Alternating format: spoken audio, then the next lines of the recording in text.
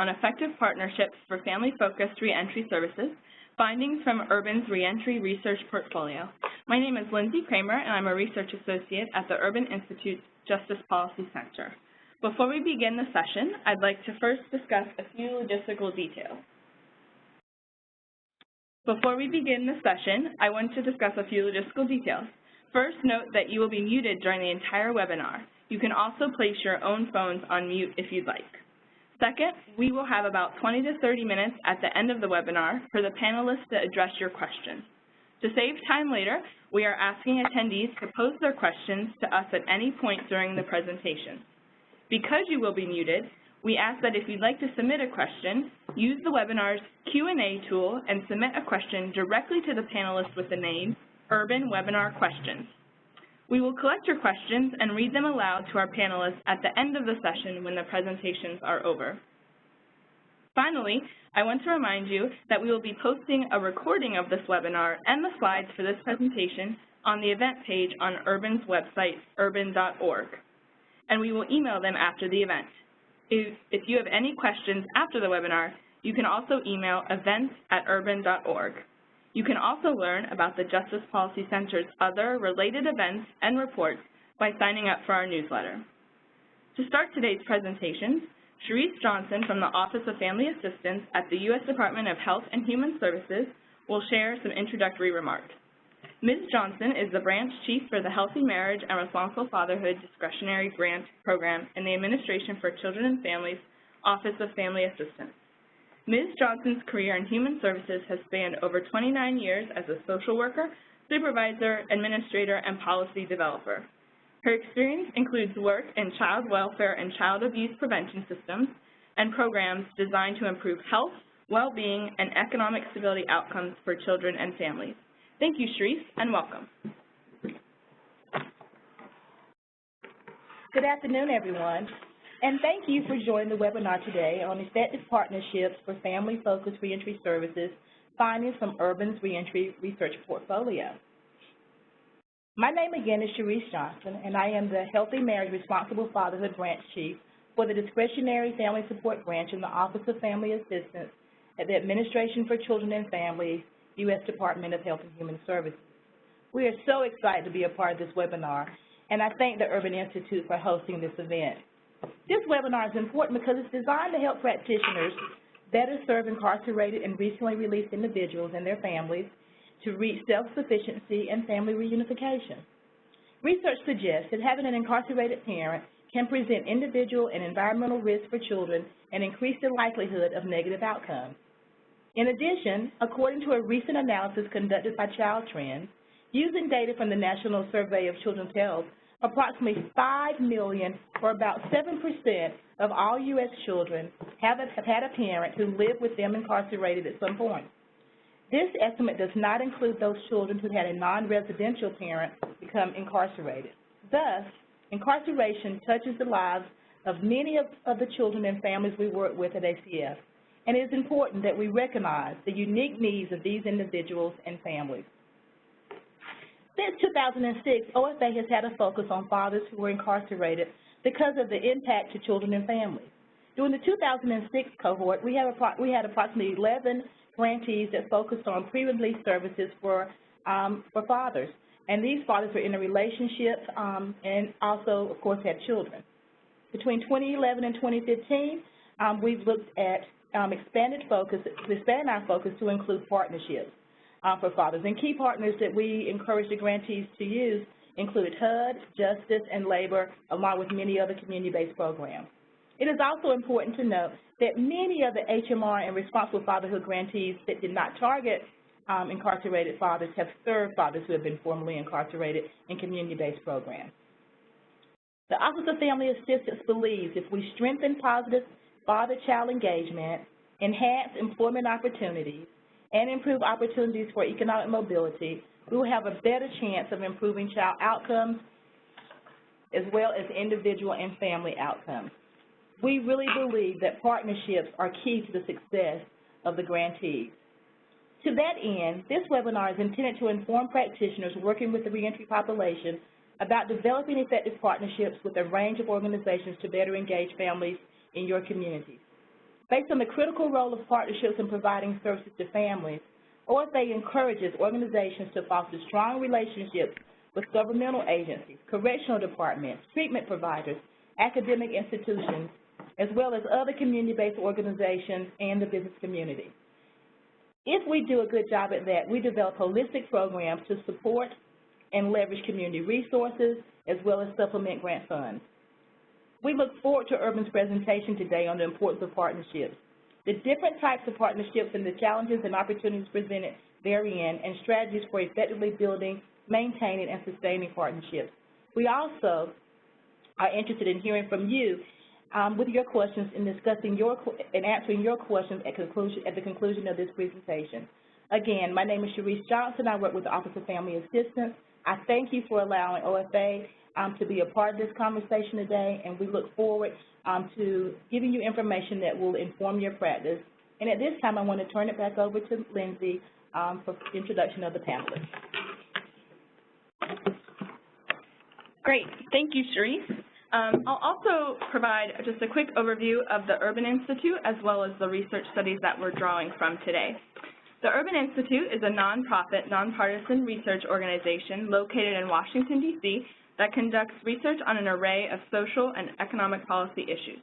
The Institute is divided into 11 research centers, one of which is the Justice Policy Center. Researchers in the Justice Policy Center conduct research to improve justice policy and practice at the national, state, and local levels. We work closely with local stakeholders and policymakers to improve public safety, identify efficient ways to spend resources, and effectively serve individuals and families affected by the justice system. A brief overview of the research portfolio we are drawing from today includes 5 studies and over a dozen reentry projects. First, with funding from the Office of Planning, Research, and Evaluation, Urban documented implementation of the Office of Family Assistance's Community-Centered Responsible Fatherhood Ex-Prisoner Reentry Pilot Project. 6 organizations in California, New Jersey, New Mexico, Ohio, South Dakota, and West Virginia were funded to provide activities to fathers in correctional settings and in the community to help them achieve self-sufficiency, reduce recidivism, and reunify with their families. Second, with funding from the National Institute of Corrections, Urban identified practices and initiatives with the potential to reduce the negative impacts of parental criminal justice involvement on children.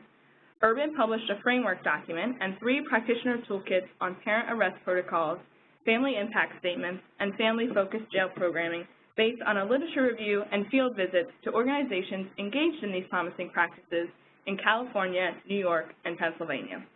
Third, with funding from the John D. and Catherine T. MacArthur Foundation, Urban conducted an implementation, outcome, and impact evaluation of the Safer Return demonstration. The community-based reentry program, implemented in Garfield Park, Chicago, was intended to promote successful reentry for individuals returning from state prison by addressing key individual and family needs, introducing system reforms, and improving the local conditions. Fourth, in partnership with RTI International, Urban is evaluating 7 of the Bureau of Justice Assistance's Second Chance Act Adult Offender Reentry Demonstration Projects to determine the degree to which the programs reduce recidivism and improve reintegration outcomes for individuals. Urban is leading the process evaluation, which focuses on documenting site implementation experiences and project sustainability. Finally, the Transition from Jail to Community, or TJC initiative, funded by the National Institute of Corrections, was designed to advance coordinated and collaborative relationships between jails and local communities through the implementation of an innovative, evidence-informed jail-to-community transition model leading to enhanced public safety, reduced recidivism, and improved individual reintegration outcomes. Urban conducted implementation and system change evaluations in the 6 Phase 1 TJC sites to assess the viability of the TJC model and the extent to which implementation led to anticipated outcomes at the system level. Urban also tracked implementation of the TJC model in 8 additional Phase 2 TJC sites. Now to introduce our presenters, Jocelyn Fontaine and Janine Buck-Willison, both experts in Urban's Justice Policy Center on reentry and family-focused programs. Jocelyn Fontaine, a senior research associate, has directed several multi-site reentry evaluations, including the evaluation of the Office of Family Assistance's Responsible Fatherhood Ex-Prisoner Reentry Programs and the Safer Return demonstration evaluation. Her research is focused primarily on evaluating innovative community-based crime reduction and reentry initiatives. Janine Buck-Willison, a senior fellow, has extensive experience conducting multi-site studies of youth and adult populations. Specifically, she has expertise in action research, evaluability assessment, and implementation evaluation. She is the lead researcher on Urban's evaluation of the Second Chance Act Adult Offender Reentry Demonstration Project and was the evaluation director for the Transition from Jail to Community initiative. Finally, again, before we begin the webinar, I want to remind you that you'll be muted during the entire webinar. You can place your own phones on mute if you'd like. Also, we will have about 20 to 30 minutes at the end of this webinar for the presenters to address your questions. To save time later, please pose your questions to us at any point during the following presentation. Because you will be muted, please use the webinar's Q&A tool and submit a question directly to the panelists with the name Urban Webinar Question. We will collect your questions and read them aloud to our panelists at the end of the session when the presentations are over. I also want to remind you that we will be posting a recording of this webinar and the slides for this presentation on the event page at Urban's website, and we will email them after the event. If you have any questions after the webinar, you can also email events@urban.org. For a quick overview of today's presentations, Jocelyn will first present on the importance of partnerships, the different types of partnerships, and the opportunities and challenges therein. Janine will then present on building, maintaining, and sustaining effective partnerships. We will conclude with the question and answer portion. I will turn it over to Jocelyn. Thanks a lot, Lindsay, and thanks everyone for joining us this afternoon. So first I want to discuss why partnerships for family-focused reentry services are important by providing some context on the issues the soon-to-be and recently released population faces. This is background, if you will, on the reentry topic broadly. That's likely to be a refresher for most of the folks joining the webinar, but I'd like to provide some context on why we believe and know that partnerships are so important for this population.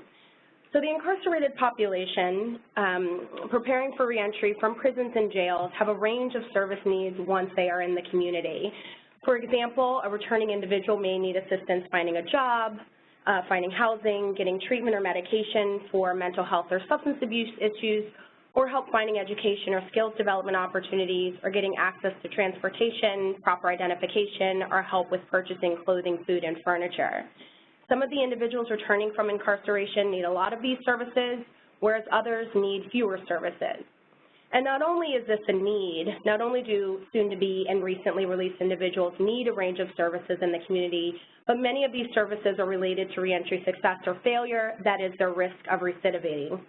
Several of these service needs have been associated with recidivism or returns to reoffending, rearrest, reconviction, or reincarceration. In a notable example, job training or employment services and programs in particular have been shown to reduce the likelihood an individual will recidivate. That is, individuals who have provided job-related services in the community do better than individuals who are not provided with these services. So again, the importance of community-based services isn't just that folks need this stuff, it's also that it's related to their reentry success. And yet these services cross different service domains and agencies. So housing, health, employment, education services, and the other services that I mentioned are offered by a range of different community-based agencies, including both governmental and non-governmental agencies.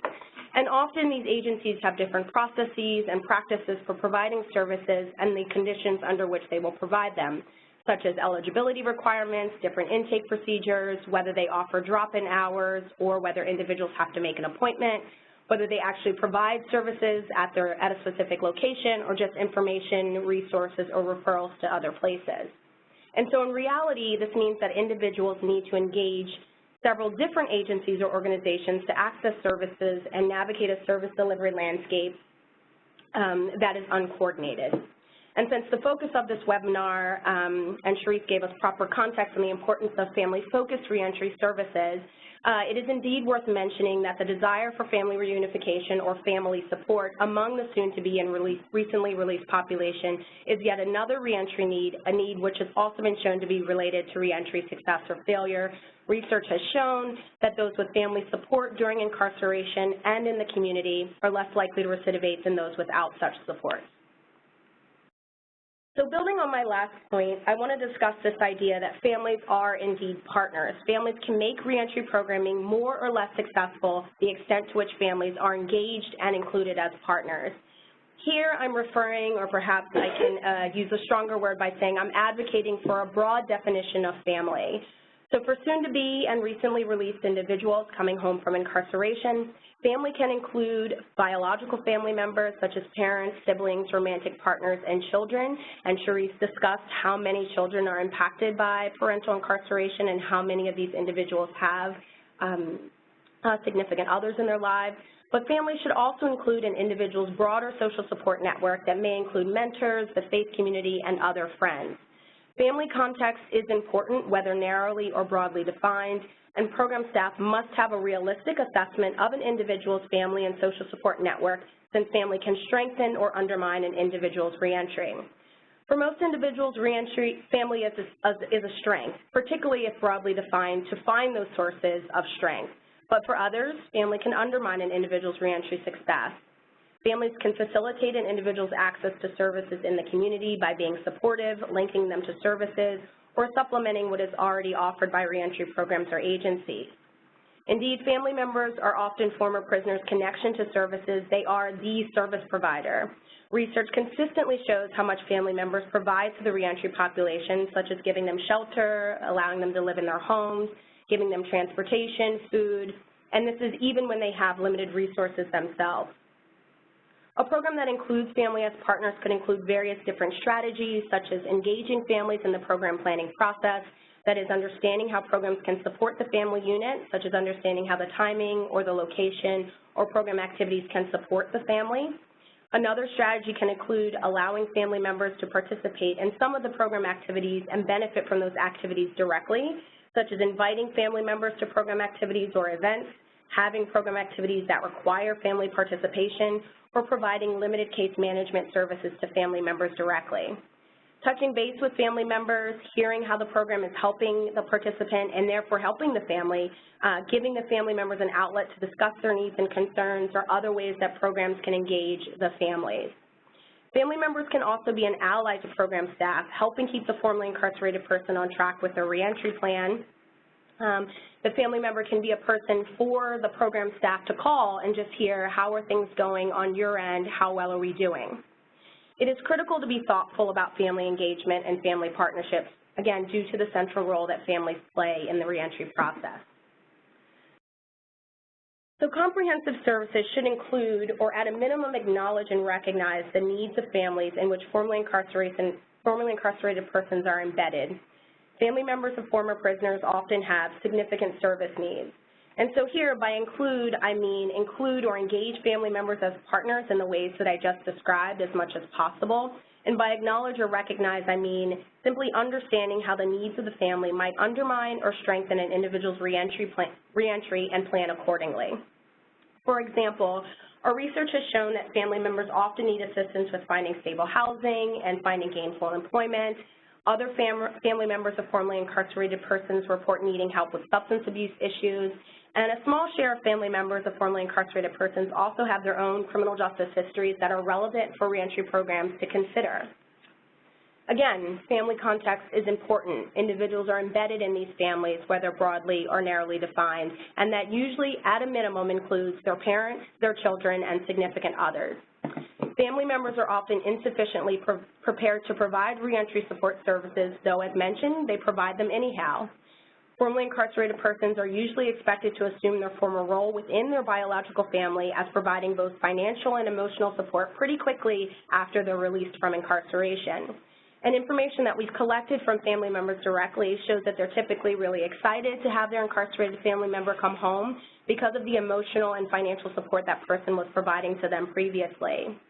And so while we recognize that reentry programs may indeed have different abilities and interests, and funding here is important too, to serve family members directly, it is important that they recognize that family members often have significant service needs and, again, the central role that they play in an individual's reentry. So with that backdrop, let's discuss the role that partnerships can play. And here I'm speaking to program staff that are in the position of designing or planning for and implementing family-focused programming for the reentry population. So A reentering individual, coming from incarceration, prison, or jail, has to navigate a complex system of post-release services, including correctional departments and facilities and the staff that work in them, community corrections authorities, community-based providers, both non-governmental and governmental, private providers, or the business community. And I purposefully put a system here in quotes because this isn't a functioning system, right, but instead a bunch of disparate, independent, and siloed systems. There is no service delivery hub. There is no one place or two places, in fact, where an individual can go to access the myriad services that they may need. A single agency or perhaps even a single two agencies are unlikely to have the ability to fully address the range of needs a formerly incarcerated person may have, as I outlined earlier. In fact, agencies may also have conflicting policies and procedures that hinder them from working together. So I'd like to end here with just a simple example of an individual who is released from prison and doesn't have a job, needs identification, would like appropriate clothes for a job interview, is maybe living with his mother, but would like to get his own apartment to help him reunify and reconnect with his kids, and also has parole mandates to fulfill and consider. That's not an atypical person, right? But this individual will have to interact with several different service agencies with different policies and procedures to access all of the services in order to successfully reintegrate and get back on his feet. And further, the extent to which he is able to successfully work on addressing any of these issues or needs is related to his success in getting others. For example, getting proper identification is necessary to getting a job or to get an apartment. So how quickly this person is able to get an ID is related to how quickly he can get a job and reunify and reconnect with his kids. And his ability to get a job would support or hinder his getting an apartment. And all of this, right, throughout all of this process is that risk of recidivism, that is a failure to kind of address any of these big issues, job and housing, two of them, can be related to somebody getting back into a pattern of reoffending and reincarceration. So now that I've outlined generally the challenge with post-release service delivery, I want to talk about how the need for partnership and coordination, given the complex post-release service landscape, must begin in the institutions and continue in the community. So pre-release engagement is a reentry best practice where our goal is to provide a seamless transition from the institution to the community. That is, community-based service providers or reentry programs need to start with the institutions. Correctional institutions are the first partner. For programs intending to do family-focused reentry programs, pre-release reentry planning fosters success in the community. Pre-release planning helps program staff build rapport with soon-to-be released individuals and to reach out to their families. Pre-release planning can also facilitate information sharing, which is helpful for post-release service delivery. By starting in the institutions, community-based service providers can plan for treatment and services to address individual needs, identify the necessary programs responsible for delivering these services, and begin coordinating a transition plan even before the person is released to the community. We have a phrase in here around JPC that we say, the moment of release is the moment of opportunity for individuals, so getting people started on the right foot the moment that they hit the community, it's important to start in the institutions and plan for that accordingly. It's an important role for community-based programs to play because correctional agencies are not always in the best position to provide services, to coordinate service delivery in the community, or to make that connection. Correctional agencies often have limited or outdated understanding of community-based supports and services, and community-based programs therefore need to partner with correctional agencies to support the reentry population through in-reach and pre-release planning in the ways I've just highlighted. The need for partnerships includes, and in fact I think it starts with correctional agencies, but it's not limited to them. And finally, I just want to talk more about the importance of interagency coordination and collaboration. So by reaching into institutions, engaging in planning before an individual is released and trying to coordinate and collaborate can allow individuals to more easily navigate the range of available services once they are released into the community. In part, I'm talking about an organization that's willing to try and create this service delivery hub that I said is lacking, being the agency that's able to provide a range of reentry services to an individual and a family.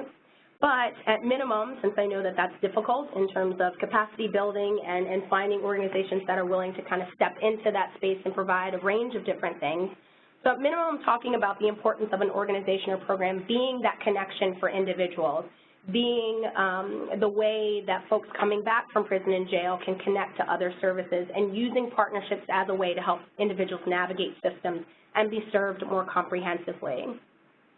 So through partnerships, interagency coordination and collaboration can lead to more comprehensive service delivery.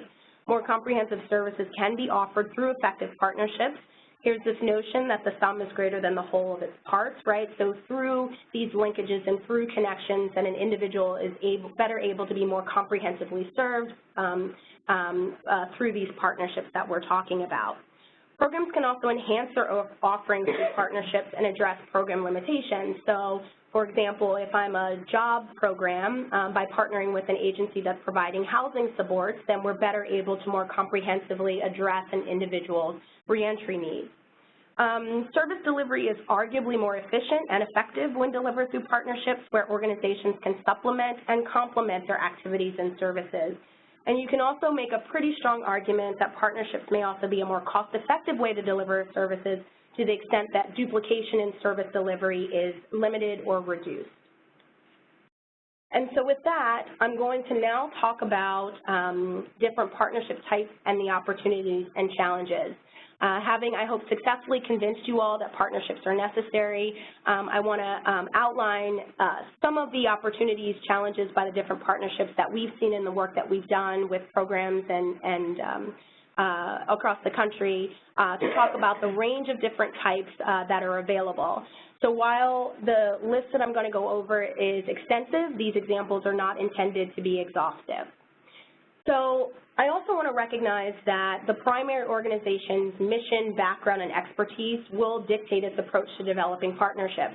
We know on the phone in this webinar that we're talking to some correctional agencies, some community-based or faith-based providers, and so depending on the organization that you're in will certainly drive your approach to partnerships and the types of partnerships that you can engage in. Our remarks are intended to be broadly informative to the range of folks that we know are interested in partnerships for the reentry population.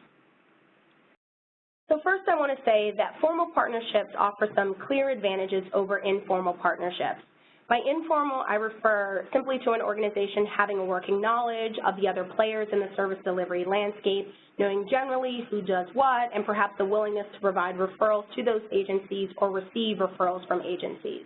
By comparison, from our perspective, formal partnerships can include special service agreements, funding agreements, memorandums of understanding, data sharing agreements, or integrated data systems that can help your organization track eligibility, enrollment, service delivery, and outcomes. Informal agreements are perhaps easier and quicker to establish. There's no commitment there. Yet, formality allows your organization to quantify and measure service delivery and partnership engagement. It also can help with accountability, checking in, is everyone doing what they said they do? Formality can also allow you to have spaces allotted for your participants in the example of a special service agreement with a treatment organization, and for more efficient and streamlined referral processes and service delivery.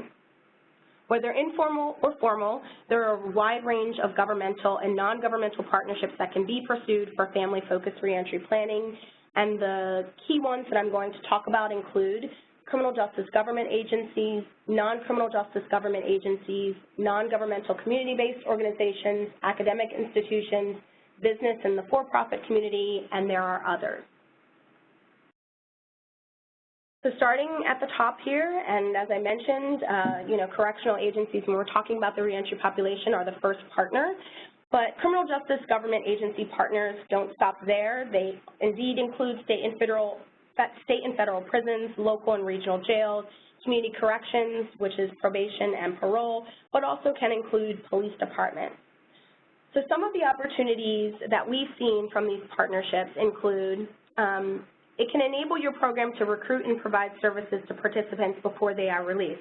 As we just talked about, pre-release reentry planning is a best practice, and so to the extent that your program can partner with correctional organizations, you're able to do that, to do this in reach that we discussed and provide this seamless, or try to provide this seamless transition from prison to the community.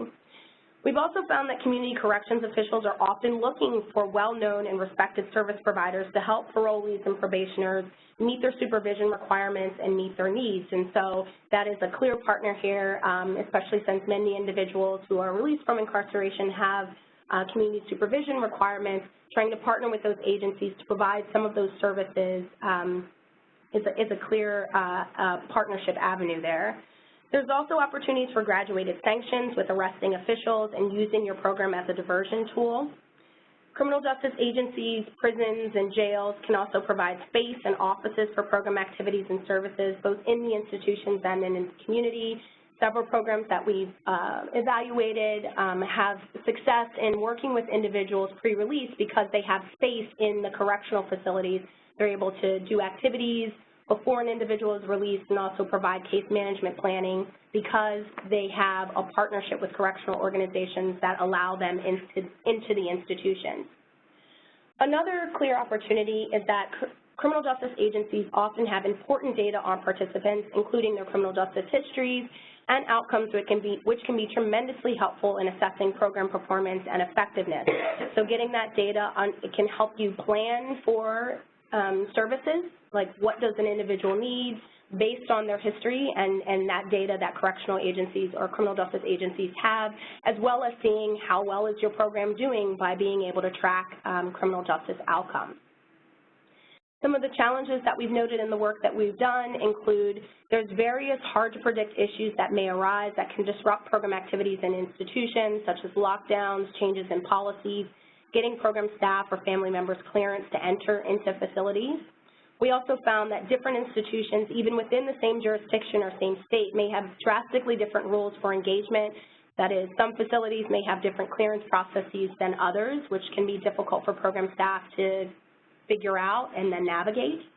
The different institutions, prisons versus jails, also present different challenges and opportunities for recruitment and service delivery. So, for example, due to the transient population that is typically in jails, it can be harder to do extensive programming in jails versus prison. However, jails are often closer to the community in which incarcerated individuals live and perhaps make the connection to post-release services and providers easier than folks who are incarcerated in prisons. I do have to mention here that government bureaucracy can be really hard to penetrate, so in talking about criminal justice agencies, it's important to recognize this issue, that it can be difficult to find the right contact person that can get you access, find the right person that can help you establish a partnership that works for your agency. Next, I'd like to talk about non-criminal justice agencies, for example, Health and Human Services, Child Support, Labor, Housing, Transportation, et cetera. And here, this is really just a catch-all for the myriad medical, mental health, economic, child and family, employment and housing services that individuals coming home from incarceration may need. So some of the opportunities with these folks include helping participants modify their child support orders, helping participants secure public benefits and reinstate their licenses, getting folks public housing assistance or linkage to housing supports in the community, subsidized and transitional employment opportunities, and other kind of permanent job outlets. So all of these services, to the extent that they are related to the soon-to-be and recently released individuals' need and can help mitigate the risk of recidivism, are helpful reentry services. These services can enable a program to be more comprehensive, to see individuals and their families in context, and to serve them accordingly. Some of the challenges in working with these agencies include we hear this a lot, that these agencies, especially the state level or the government agencies, are often overwhelmed with existing clients, right? So they have their own clients that they have to serve, and so, you know, partnering with an organization that's trying to do reentry programming might be not on their top list of priorities or folks to serve immediately. Agencies are often under-resourced and budgets are limited, which may also hinder their willingness to partner. Related to limited budgets and staff being overwhelmed is that staff have high caseloads, which limits their availability and responsiveness to serve your program participants. This is particularly an issue if you want staff to set aside time or resources in particular for your program, which is a more of a formal partnership versus an informal one where you're just looking for agencies that you can refer your participants to. These agencies may have different roles of engagement that may evolve and change over time, and indeed, different, state-level agencies within Health and Human Services, for example, may have different ways in which they go about partnerships. Some agencies also have some agencies have preferred service providers or existing service agreements that may limit their engagement with others. So if I'm a new program and I'm trying to partner with the Department of Labor for subsidized employment opportunities, they may already be partnering with another job program and have a special service agreement with them, which may limit their willingness to partner with me. And again, as I mentioned in talking about the criminal justice government agencies, government bureaucracies in this domain too can be hard to penetrate, again, trying to find the right person that can get you the right kind of access and can help you establish a partnership. With respect to non-governmental community-based and faith-based organizations, I'm talking about a range of different organizations, faith, community, reentry coalitions, treatment providers, and other nonprofits. Some of the opportunities here are that you can expand your own staff's capacity and knowledge of other issues and available services. This can allow you to see individuals and families in context. And the provision of additional services and treatment can also complement and supplement your program considerably. So if you're focused, again, to just take the job program example, partnering with a domestic violence service organization can help you provide additional treatment. Partnering with a family-oriented organization can help you, again, serve the individual and the family in context. And these broader social service networks can usually assist in fulfilling individuals' fundamental needs, such as clothing and furniture, at no or little cost. So, for example, we have worked with programs that have used local churches to provide clothing through donations within the church community to the reentry population that can be used for returning men and women to use on job interviews. Some of the challenges to note here are ensuring missions are aligned, focusing on scope creep, that is making clear and establishing boundaries about who does what, and making it clear about who's offering the services to the population and what types of services, and identifying a plan both procedurally as well as substantively about what you're going to provide. There also could be potential redundancies in service delivery and intake processes. Are you and your partner organization kind of doing the same things, right? You need to identify what your processes for service delivery are, and then make sure you kind of reduce these redundancies. It is also worth mentioning that sometimes these organizations may also have high caseloads, which limits their availability and responsiveness to serve program participants. They may also have limited budgets. And then we also like to mention here that you may have different definitions of success. So different organizations that are kind of combating similar but different issues may have different kind of working definitions about what it means to engage and what it means to find success with this population. And then you also need to think clearly about matching service availability with participant needs. So that is, it can be a challenge to identify the appropriate process to identify which of your participant population kind of needs what services, and then how to get them those services by creating those linkages. Next, I want to talk about academic institutions, and here I'm including colleges, universities, and other skill-building organizations and clinics that can provide training opportunities and certificates and services. So the opportunities here are pretty big by providing participants access to degree or certificate earning programs and trainings. We've seen organizations that we've partnered with and study really provide a range of different training opportunities for program participants, giving them training in ways that kinds of builds on things that they've learned perhaps in the institutions, or provides them with a totally new set of skills that can be really marketable and help them get a job. Also, these kinds of partnerships with academic institutions can help foster more pro-social engagement with the broader community, so getting the reentry population back out there into the community and networking and engaging with other folks who are in the broader community. And then we've also found that medical and legal services can be provided at little cost among some academic institutions, and that's providing a need that is often unmet, right, legal services, which is a big need among the reentry population. Some of the challenges here are that trying to ensure there's consistent demand for these services in order to continue and to support a partnership like this, especially since many of these services can seem tangential or perhaps secondary to the big needs like finding a job or finding housing. And you also need to focus on matching your participant population with the appropriate trainings in the community, right? So making sure that the partnership really builds on the skill set, the interests and the needs of the participants that you have in order to kind of facilitate a strong partnership. Lastly, I want to talk about partnerships with the business community, and here we're talking about workforce development boards, businesses, and banks. So we've seen partnerships here, though this is the type of partnerships we've seen the least of in the programs that we've worked with. But some of the opportunities here include expanding employment opportunities for participants. So, you know, working with businesses and trying to see if they're willing to hire individuals with incarceration histories, kind of expanding the network of folks that are willing to hire these individuals. You can also provide training opportunities and financial services. This is consistent with the partnerships that I was talking about that you can build with academic institutions. You can also help participants open checking and savings account and also help participants build credit. The challenges here that we've noted in our previous work are that businesses often have a for-profit mindset that nonprofits or service providers may not be accustomed to. So as I mentioned, government bureaucracies can be hard to penetrate, so can corporations, right? Understanding the different rules of engagement that they have and kind of the different ways that they define success and how they talk about things.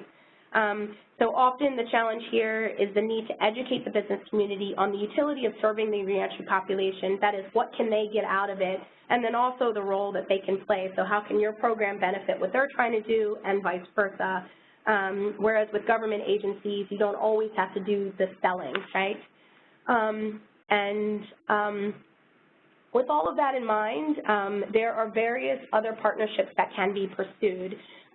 It's our perspective that by being creative, flexible, open, and responsive to participant and family need, by casting a wide net, can really lead to identifying untapped resources and opportunities. So partnerships can help program staff address various other reentry issues that often go unaddressed. From the work that we have done, some notable examples include partnerships with medical organizations to provide dental services, which can help returning men and women feel more confident on the job market when they're going into those job interviews. We've also heard of programs working with partners on tattoo removal, which can also make men and women coming home from incarceration feel more confident on the job market.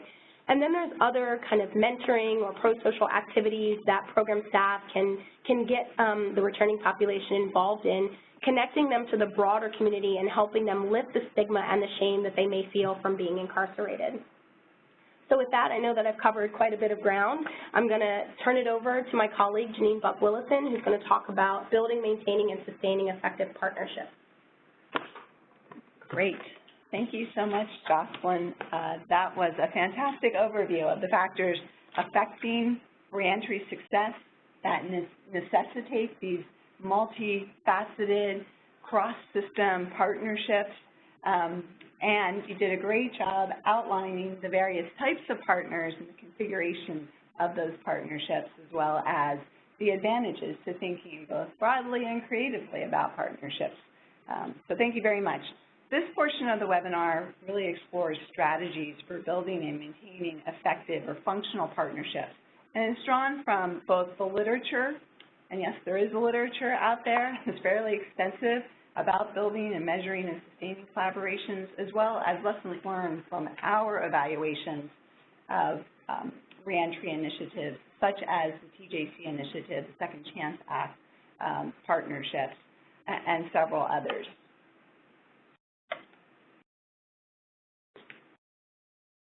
So we will be talking a little bit about the factors that go into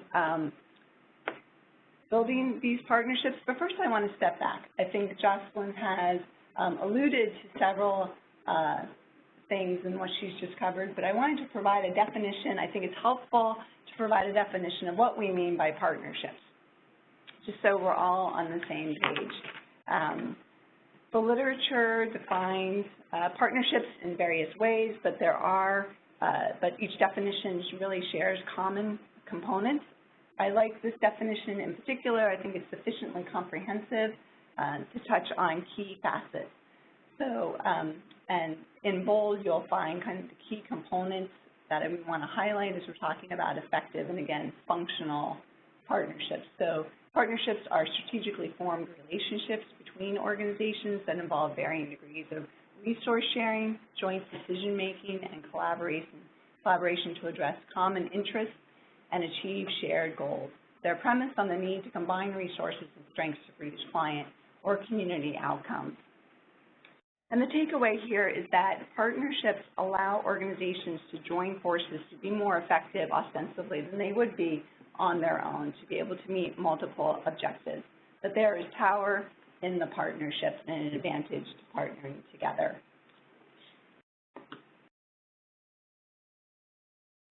Partnering involves, though, various levels of cooperation, and I think it's helpful just to review what those different levels of cooperation are here. They require various levels of trust and commitment. Importantly, starting with communication, the free sharing of information and knowledge. Two organizations can freely share information, telling one another about their services. That doesn't necessarily mean that they are effectively collaborating. The next step up would really be commitment, that there's a good faith pledge by all partners to do whatever each has the resources to do with no concern for who gets credit. So you're moving beyond just communication to really putting aside turf issues for kind of the common good or the overarching objective. And then, of course, at the next level, we have coordination, which is a sequence, a plan of action. It's really agreed to by all who are part of the partnership, delineating who's going to do what, when, for whom, for what duration. So getting at this idea to define roles and responsibilities.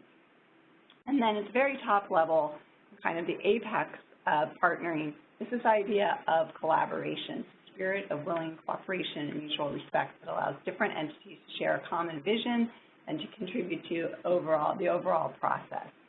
And while coordination and collaboration are often used interchangeably, they really are distinct terms. Coordination is a bringing together of different agencies to make their efforts more compatible. Collaboration, on the other hand, is a cooperative venture based on shared power and authority. It assumes power based on knowledge or expertise as opposed to power based on rule or function. And the key here is that collaboration is really required for long-term effective partnerships. A collaborative partnership harnesses the knowledge of multiple agencies to create a new model of reentry. We're talking about reentry specifically today, with an investment in shared authority, resources, and priorities for the common good. So what are the hallmarks of an effective partnership? And again, this is drawn both from the literature and our experience in evaluating comprehensive reentry initiatives and what we've seen and heard from our partners and practitioners on the ground. And when we say effective, I want to be clear, it really means functional. It's hard to measure effectiveness as an outcome in and of itself, but we are talking about effectiveness in the sense of effective partnerships or collaborations accomplish their stated objectives. They accomplish positive outcomes or their desired outcomes. So first and foremost, effective partnerships or functional partnerships achieve their stated objectives. They engage leadership, and we've heard this countless times from our different evaluations of stakeholders that we're working with, particularly, for example, the TJC initiative, where stakeholders underscored the vital importance of consistent, committed leadership across systems. Sites that made the most progress around implementing their reentry collaborative were typically characterized by ongoing and active involvement of leaders at the policy and at the agency level, both from the criminal justice system as well as across and into the community. And that's a lesson our finding is echoed throughout the literature. Effective partnerships are united by and committed to a common vision and mission that guides the work at hand. There's an overarching purpose. For this presentation, it may be effective family-focused reentry services, but that vision and mission is typically developed jointly together by the partnership and often committed to on paper, then reviewed frequently. Effective partnerships also build capacity and expertise, and that expertise can be knowledge sharing, leveraging each other's partners' expertise. Criminal justice partners know a lot about the system. Partners in the community know a lot about how to navigate services and resources in the community. Bringing them together helps build one another's knowledge and capacity. And in doing so, it cultivates a stronger partnership. It also leverages resources. And tied to the above, it's not just financial resources, but thinking about resources broadly. So services as well as the expertise and knowledge and the relationship of other partners. I think most importantly, effective partnerships adapt and grow. They're not static. They expand and contract as a whole and in their configurations. They add partners as new needs are identified and develop new strengths. They may shrink at different times when it's really important to tackle a specific issue and they realize they need a smaller core of partners to do that. So it's the idea that they're adapting and growing. And they stand the test of time, primarily because they're able to achieve the things that we just talked about. They have engaged leadership. They have a common mission and vision that partners are committed to that fits compatibly with their individual organizational missions, because they're able to build capacity and leverage resources, and because they're flexible and adapt and grow. And part of that benchmark of standing the test of time is that these partnerships are able to continue to function despite changes in leadership.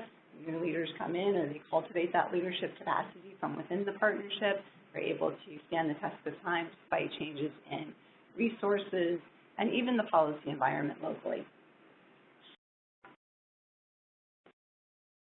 Let's talk a little bit about what we've learned about strategies for building effective partnerships. So how do you do that? How do you build a partnership that is effective and functional and sustainable?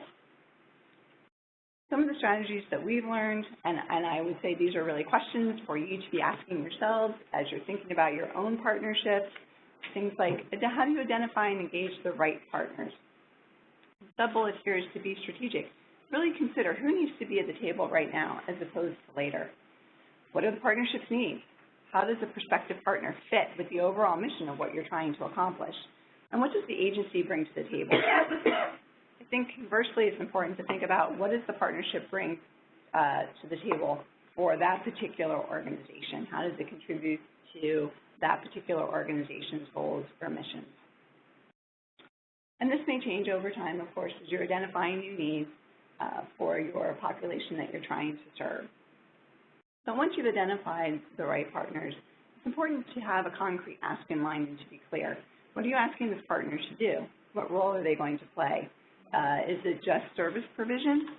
Or are you really asking them to commit their time and their energy and their focus to being part of the larger partnership collaborative, to be a part of joint decision-making?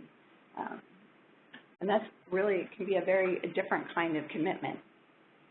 Part of engaging, though, new partners is also explaining the benefits and potential challenges for them. So thinking about how you present the opportunity to learn and grow from other partners at the table, to come together and leverage new resources, perhaps to tackle problems that have been particularly significant for that organization, a policy issue. For example, by coming together and being a part of this broader collaborative, they may be able to tap into the expertise of other partners within the system with taking down that policy or service barrier.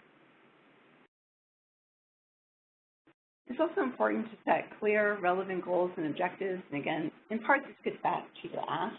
What are you asking of your partners? But also being clear, what are you working toward? What is the partnership as a whole working toward? And laying that out very clearly. Sharing information, including data. Partners share information about their broader missions, operations, policies, and procedures, what they do. They learn from one another. Part of this is conducting ongoing education of core partners, both about the actual partnerships, but about one another. We found a particularly effective, we thought, innovative strategy, yet very practical in one of our transition from jail to community sites. As they were incorporating new partners into their overall collaborative efforts, they would rotate they met on a regular basis to talk about the business of the partnership and the collaborative, but they rotated those meetings in the community, as well as sometimes bringing community partners into the local jail facility, into the administrative offices to hold their meetings. But they rotated those meetings so that each partner would become familiar with the other partner, where they were located, what their facility looked like. After the business meeting of the collaborative, they would actually take a tour of that agency or that facility, and it just helped orient everybody to this partner's business and where they were and what they brought to the table. And as a result, we often heard from new partners, they felt much more engaged, much more quickly engaged in the business of the partnership, and like they had a role and a voice at the table. So just a very concrete strategy there. And then, of course, over time, as roles and responsibilities become clearer and are solidified, often effective functional partnerships formalize those relationships. And Jocelyn talked a little bit about that. That can be through employing a number of different formal mechanisms, but even the type of those formal mechanisms can really vary, from just having a partnership statement that different partnerships will sign, indicating that their agreement to be a part of this, to very specific formal memorandum of understanding. You have a very specific ask, and you're articulating that you're going to share data, that you're going to share these staff and co-locate them, for example. So the range of formality can really vary. And the main thing is to make sure that it reflects the needs of the collaborative and advances the goals of the collaborative overall.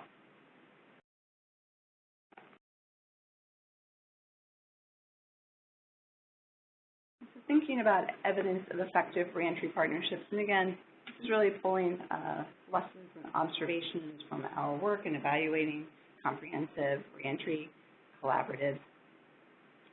These are kind of how do you know it when you see it? And so the markers of effective reentry partnerships include collaboration across systems, agencies, and staff levels. So there really is the sharing of roles, responsibilities, and resources across systems, both at the agency level, through agency leadership, but you also see that trickle down to actual at the staff level. Those who are working with clients are knowledgeable about other partners, their roles and responsibilities, the resources that they bring to the table. There are concrete examples of resource sharing. I just mentioned things like co-locating staff, having cross-training, sharing of knowledge and expertise, both about the services that other partners offer, but also growing the partnerships together to build capacity. So, for example, some of our adult SCA communities or projects, they're bringing partners together to learn the fundamentals of things like risk need assessment and to make sure everybody's understanding what criminogenic risks and needs are and how to use that information so that there's continuity across the partnership functionally. And also helps build a general understanding of partners' broader missions, their operations, procedures, and policies. And again, you have people at different levels of the organization being clear about what other partners do, their policies, the resources that are available. There's information and data sharing at the agency and client levels, and again, this can be information sharing around what the organization does, the resources they have at their disposal, to actually sharing client-level information, things like case plans, for example, assessments, and outcomes. And then we find that effective functional partnerships also engage in regular self-evaluation. And that self-evaluation can really take many different forms, but we know and have learned that data really helps orient the collaboration and the partnerships, and that data can take many forms, from an analysis of program records to know if you're really serving the people that you intend to serve and how well you're hitting those benchmarks, to using official records data to measure key outcomes. Everyone's interested in recidivism. How well is the partnership or the collaborative as a whole doing in terms of reducing recidivism? That's your primary measure of success. To also soliciting feedback from clients and family members. Those are both great resources as well. Conducting focus groups, for example, with family members to understand their experience and perspective of the reentry program. What are they receiving on a regular basis? What are they not? What are their recommendations for improvement? What do they think is working really well? And what do they find most helpful about the program? So these are all different kinds of data and evaluation that can help strengthen the collaborative overall. And in terms of strategies for maintaining effective partnerships, like all good relationships, partnerships must be cultivated. They have to be tended to. And what that looks like typically in a large reentry collaborative is meeting regularly and purposefully, having an agenda, being clear what the issues are on the table, soliciting feedback from all of your partners and inviting them to be part and facilitating their role in joint decision-making. The key thing that we've learned is, and heard from our partners in the field, is the importance of revisiting goals and having at least one person in the collaborative who's keeping track of the big picture. But it's important that many people in the collaborative are aware of that big picture. And part of facilitating that is revisiting your goals and your objectives and tweaking that as needed. We've talked a little bit about cultivating partner capacity. With respect to the goals of the collaborative as a whole, but thinking about cultivating individual partner capacity. Jocelyn talked quite a bit at the end about a variety of different partnering organizations out there, and to be creative and broad in your thinking. You may find a partner that does a great job with housing but has never really worked with the reentry population. That can be a great opportunity to bring that partner on board and cultivate their knowledge and, in a sense, their expertise in working with individuals who are returning from incarceration. That's a benefit both for the partnership as a whole as well as for that individual organization. We've seen that happen countless times. We know it's particularly important to celebrate successes and learn from failures. So as part of meeting regularly and using data we just talked about can be very helpful in terms of identifying what your successes are in terms of outcomes, and also identifying where things are not working well, and then being able to really troubleshoot that together as a partnership and not being afraid to do that. I think we've also heard many times from our partners in the field just the importance of being able to agree to disagree or to work through disagreements. It strengthens the partnership overall when partners are able to tackle issues and work through that, and often it points to new solutions or broadens perspectives. And then in closing, sustainable partnerships grow and change. Again, this idea that partnerships are flexible, strategic, and creative. There's not a one-size-fits-all approach to these partnerships, and as I mentioned earlier, partnerships will grow and change over time to adapt to new and emerging needs or policy context or resource context, and really impart that ability to adopt what helps them to be sustained over time. And so we wanted to just review the key takeaways here and what you've heard from our session today in terms of building and sustaining effective partnerships. The first key lesson is really to cast a wide net. There are many opportunities for partnerships and many partnership types, including families and incorporating families formally in things like reentry councils, as well as less formally in terms of treatment teams or even conducting focus groups to get their feedback. The main thing here is really thinking outside the box. It's important to be flexible. We've talked about the fact that functional effective partnerships change over time, and to be purposeful. Articulate missions, visions, and objectives have a clear and appropriate ask of your partners, define your roles so everybody knows what they're expected to bring to the table, engage partners in decision-making and direction setting, and most importantly, to learn from one another. I think that's really, and to cultivate partnerships, to sustain them over time. Again, attending to partnership needs and being purposeful in the way that you're cultivating that relationship.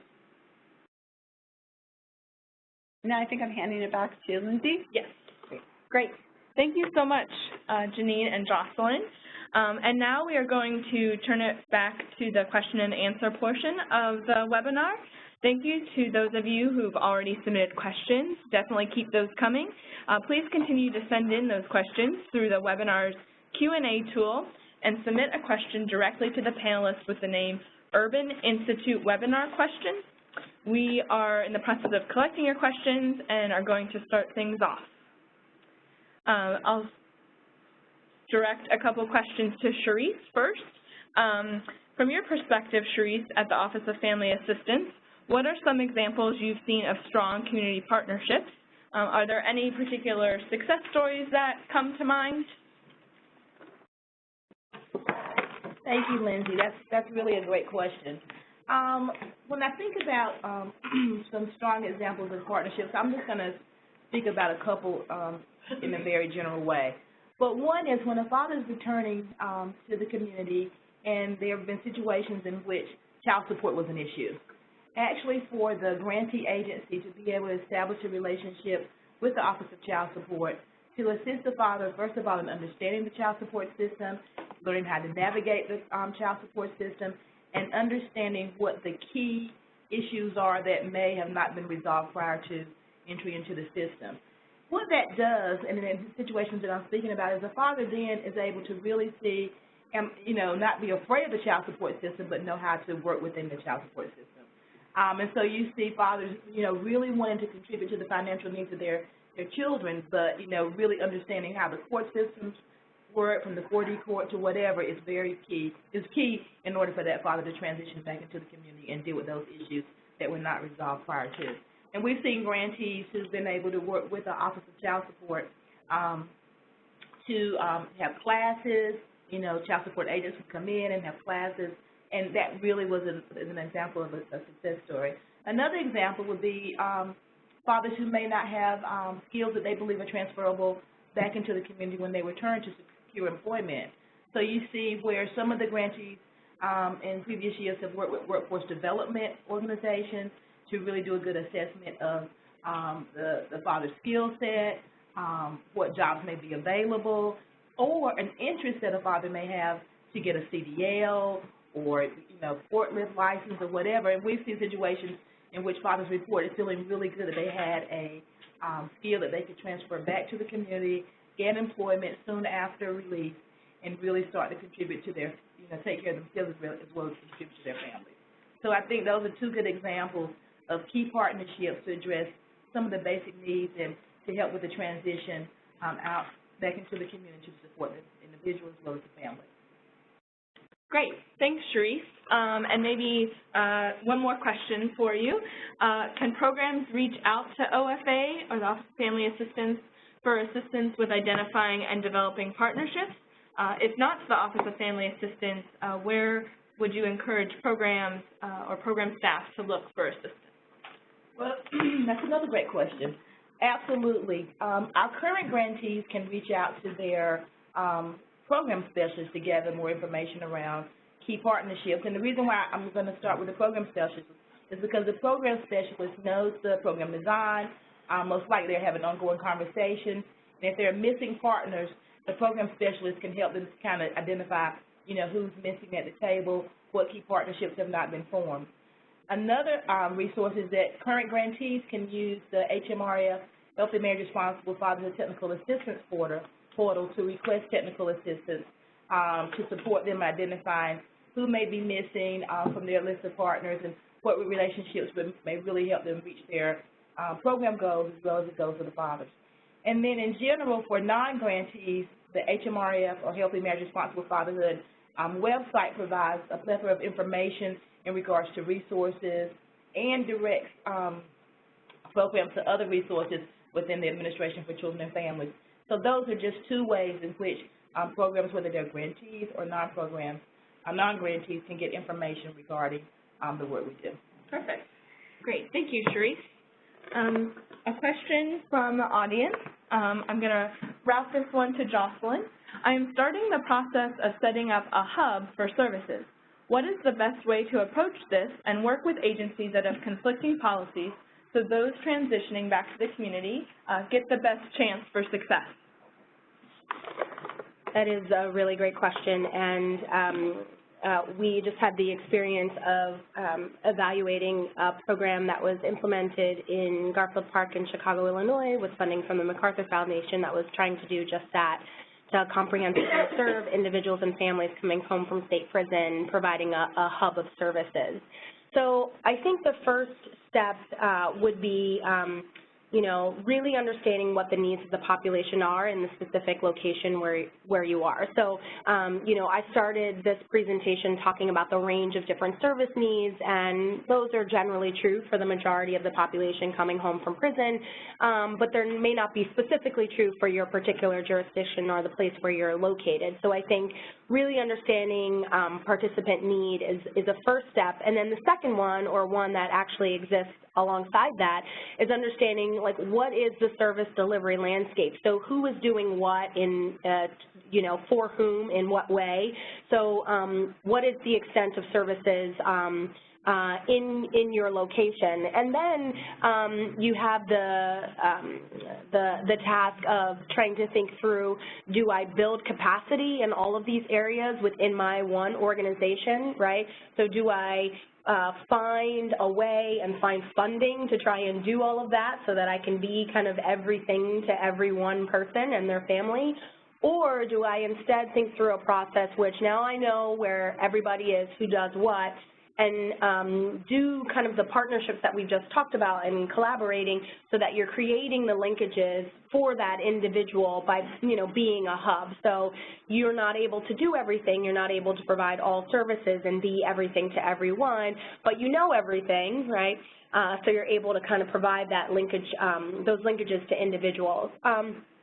Part of that will naturally lead to seeing where there are gaps in service delivery, right? So after getting a decent assessment of what participant need is and a decent assessment of what the capacity of the community is to serve or address those needs, then you'll see where the service gaps are, and that's where the need for kind of innovation and willingness to collaborate to try and address those service gaps by trying to find different funding opportunities or trying to do something different with the capacity that you have comes in. But I think those are the first couple of steps, is assessing needs, seeing what the service delivery landscape is, who's doing what, and then trying to bring everybody to the table to come together to think through what's the process for being able to comprehensively serve.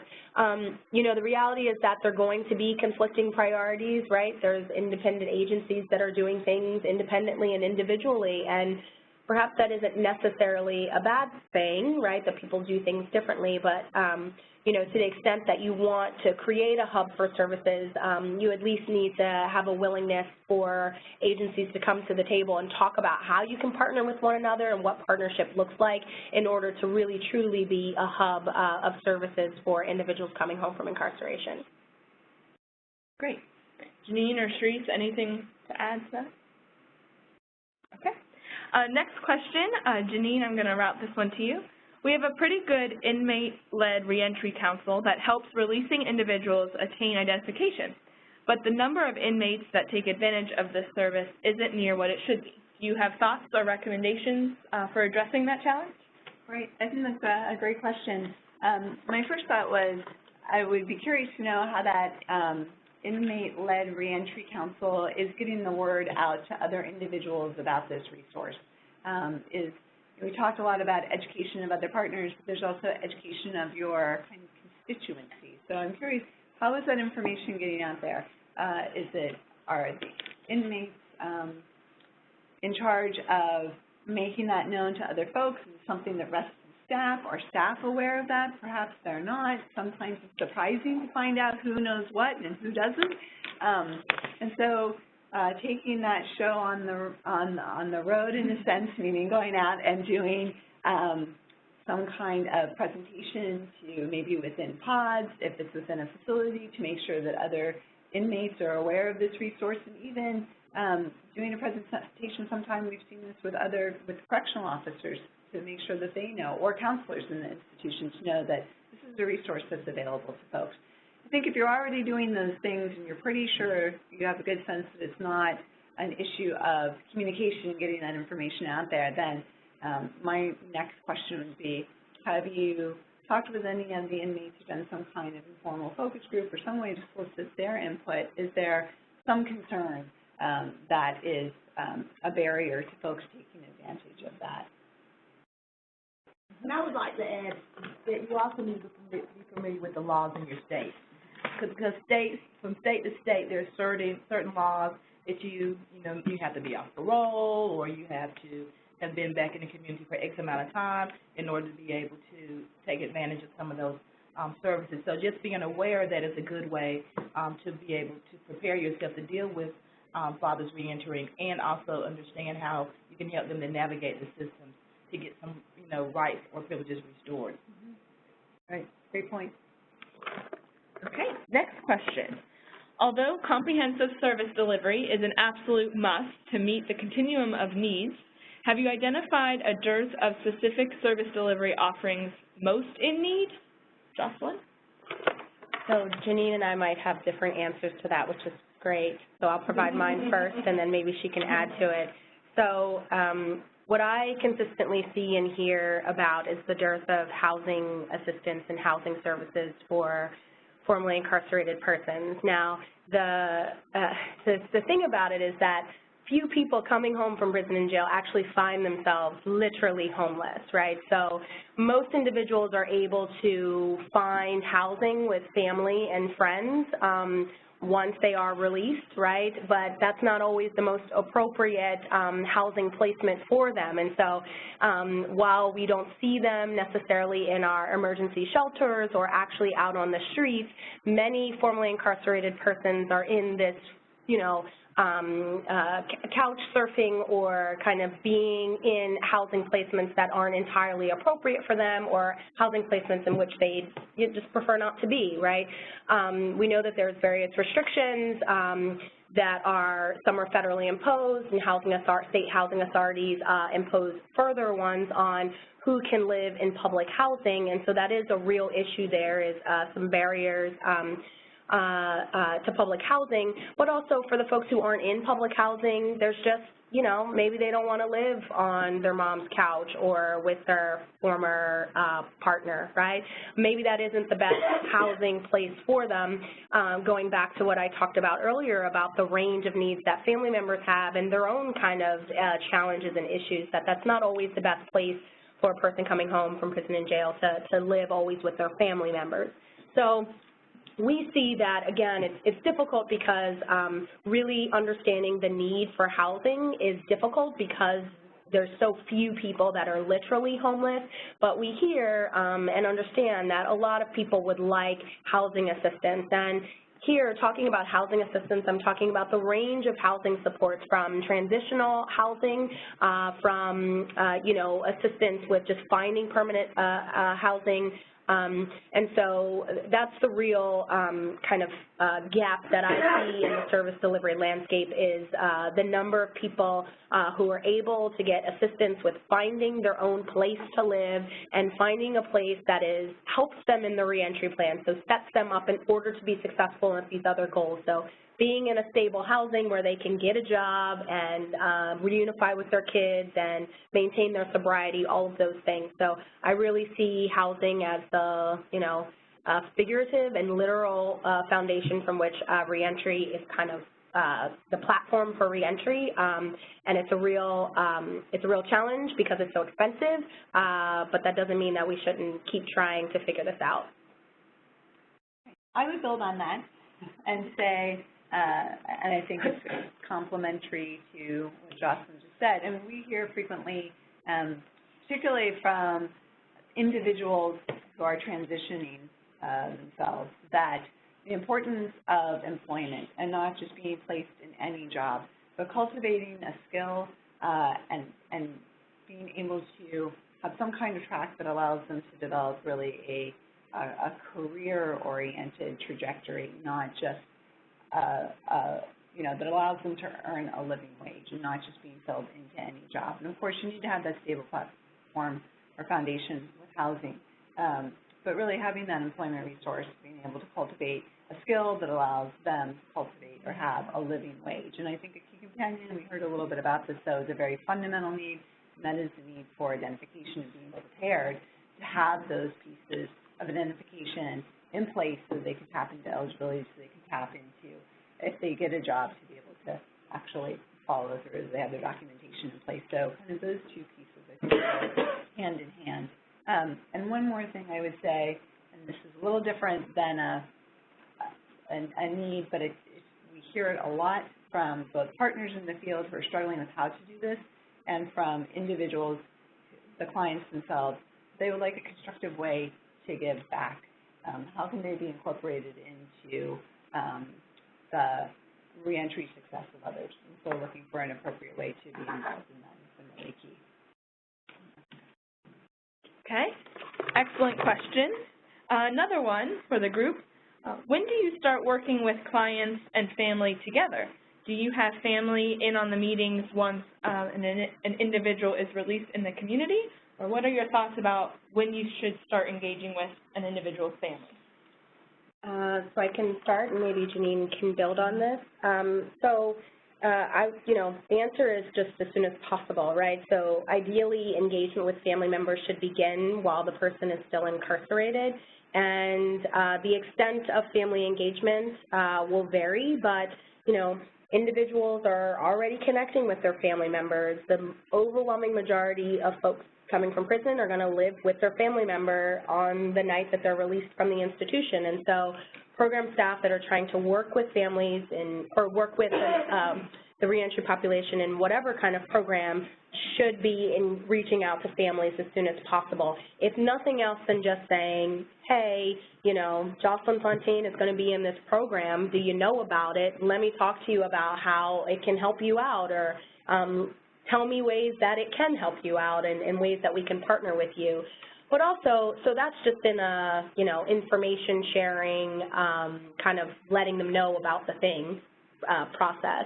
But there's also, all of the programs that we have been evaluating as part of OFA's Responsible Fatherhood Reentry grants, pre-release planning and engagement were a formal part of all of the programs, and the working with families began in the institutions, and it was real working with them. So having family members come in for visits, having family members, fostering contact and communication between the formerly incarcerated person and the family member at home in the community. Several of the grantees also did classes, so responsible parenting classes or healthy relationship classes in the institutions where the family members were invited to come in to do those classes together. Some of them also did family activity days where they had specific parts of the facility. Sometimes it was a trailer or like a wing or a part of the visitation room that was family friendly, so that the kids and their caregivers, when they came in for visitation, it would be a more expanded activity day in which the fathers in this case could interact with their kids, the caregiver, maybe their partner, for activities and ways for them to kind of communicate that would make it at least feel as if they're not locked behind prison walls. So we've seen a lot of family engagement that can happen in the institutions, and it's nice to foster that kind of connection as much as you can, whether it's just phone calls, but it's great if it's a visit. So that can continue on, make the family continue on this path of family strengthening and family reunification once they're in the community. So This does go back to the importance of strong partners, right, because none of that stuff is possible without a correctional agency that's willing to let you do all of those things, because that's not necessarily business as usual. But there are examples across the country of places that have been able to get this stuff going. Right, and I would build on that. There have been some we've encountered some very, I think, interesting, thoughtful, and strategic examples of jurisdictions that are doing this. Jocelyn mentioned a couple of components, and I think where we've seen a couple of jurisdictions where they have really put all these components together in a very thoughtful kind of strategy. So starting pre-release with parenting classes, for example, and using that as kind of a stepwise fashion. So the individual client would have to complete the parenting classes in order to then have access to a family coach that helps with coach contacts between the client and their family member, particularly if they had children with their significant other who is in the community. That family coach engaged a significant other to find out about their needs, their concerns, to really ready the individual for their transition and reentry into the family post-release. And they had opportunities, as Jocelyn mentioned, to interact the children and the significant other with the incarcerated individual prior to release. So there's a very strategic and supported evolution of contact and coaching so that everybody felt like they were on a firm footing with expectations when the individual transitioned back into the community. So I think we, unfortunately, weren't able to evaluate that particular component, but I think it would be a fascinating thing to see what the outcomes are there in terms of family success.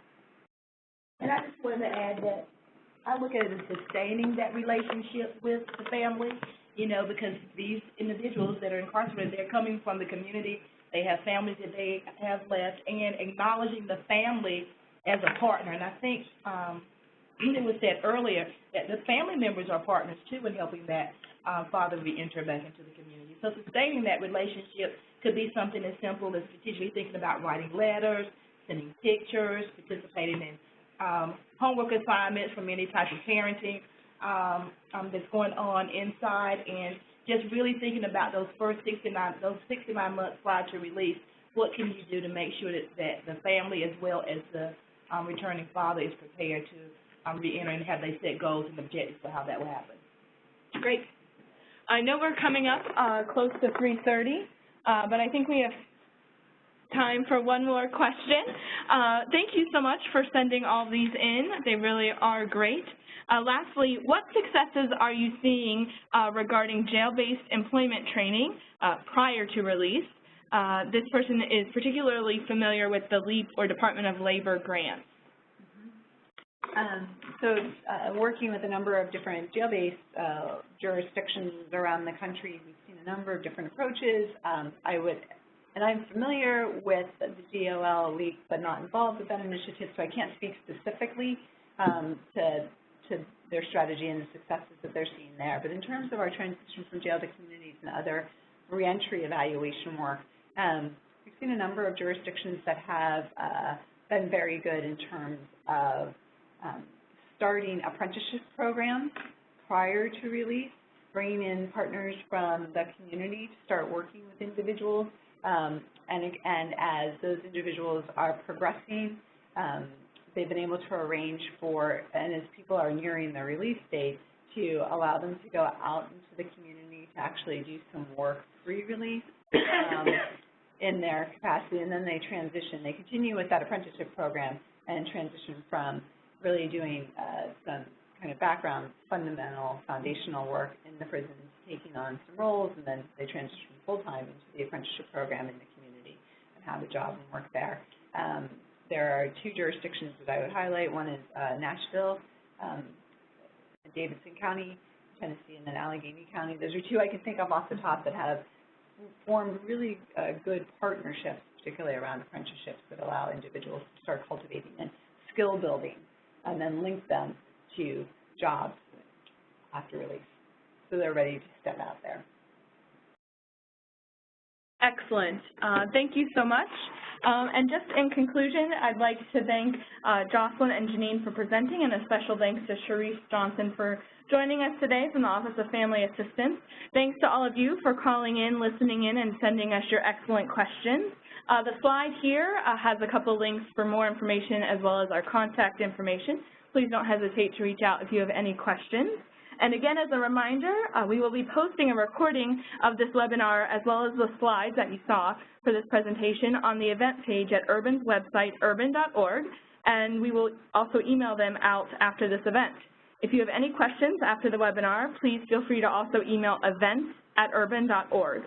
You can also learn more about the Justice Policy Center's other related events and research reports by signing up for our newsletter. Thanks so much and have a great day.